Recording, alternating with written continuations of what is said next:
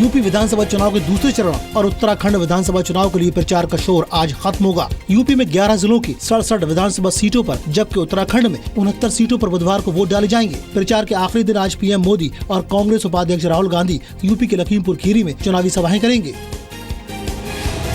UP के बागपत में चुनाव के बाद दबंगों ने एक परिवार पर अपना गुस्सा उतारा। छपरौली विधानसभा के मुकुंदपुर गांव में बीजेपी को वोट देने का आरोप लगाकर आरएलडी के समर्थकों ने घर पर पथराव किया और घर के मालिक नरेश वर्मा को जान से मारने की धमकी दी। बागपत के डीएम ने आरोपियों के खिलाफ कार्रवाई के निर्देश दिए हैं।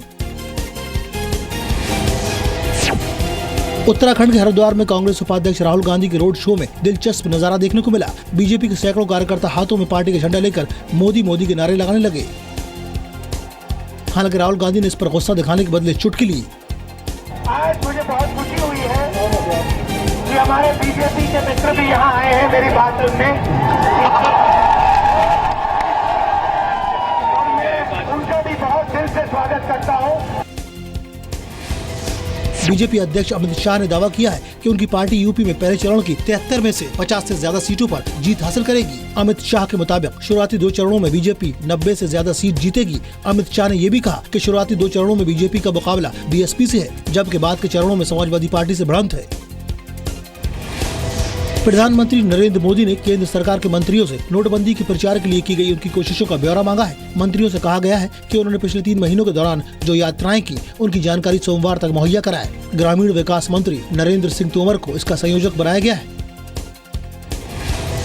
जम्मू कश्मीर के कुलगांव में सुरक्षा बलों और आतंकियों के बीच मुठभेड़ में 4 आतंकी मारे गए। एनकाउंटर में सेना के 2 जवान भी शहीद हो गए। मरने वाले आतंकियों में 2 लश्कर-ए-तैयबा के थे, जबकि 2 हिजबुल मुजाहिदीन के थे। मुठभेड़ के बाद स्थानीय लोगों ने हिंसक प्रदर्शन किया, जिसके बाद सेना को फायरिंग करनी पड़ी। इसमें 15 लोग घायल हो गए, जिनमें से 1 की मौत हो गई। AIADMK के विधायकों के सामने पार्टी महासचिव शशिकला की आंखों से आंसू निकल आए। शशिकला ने चेन्नई के नजदीक गोल्डन बे रिजॉर्ट पहुंचकर पार्टी विधायकों से मुलाकात की और इसी दौरान वो भावुक हो गई। अपने भाषण में शशिकला ने कार्यवाहक मुख्यमंत्री ओ पनीर सेल्वम पर पार्टी को बर्बाद करने का आरोप लगाया। दूसरी तरफ पनीर सेल्वम ने कहा कि शशिकला घड़ियाली आंसू बहा रही हैं। अवमानना के मामले में आज कलकत्ता हाईकोर्ट के जज CS करण को सुप्रीम कोर्ट के सामने पेश होना है, जबकि जस्टिस करण के पेश होने की उम्मीद नहीं के बराबर है। जस्टिस करण ने नोटिस मिलने के बाद दलित कार्ड खेलते हुए कहा कि ऊंची जाति के जज एक दलित जज से छुटकारा पाने के लिए अपने अधिकारों का नाजायज इस्तेमाल कर रहे हैं।